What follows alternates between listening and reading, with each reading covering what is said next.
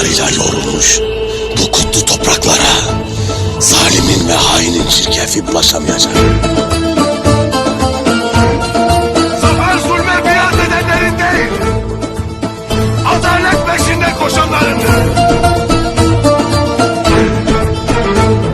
Ya bu toprakları zalime çiğnetmeden yaşarız ya da zalimin karşısında dik durmayıp korkak gibi bu tarih sayfasından siliniriz.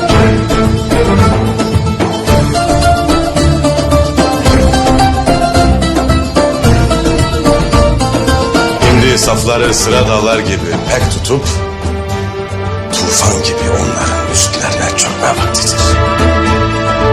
O gün gelene dek pusatın kınında hiç durmayacak. Bu acıyı bize yaşatın. Bize dünyayı cehennem eyleyenlere ben de bu dünyayı dar edeceğim. Zalimlerin saltanatına son vermeden bu can, bu bedeni terk etmeyecek. Anadolu'da son Türk yok olmadıkça onlar bu kurtlar sofrasında her daim kuzu olacak.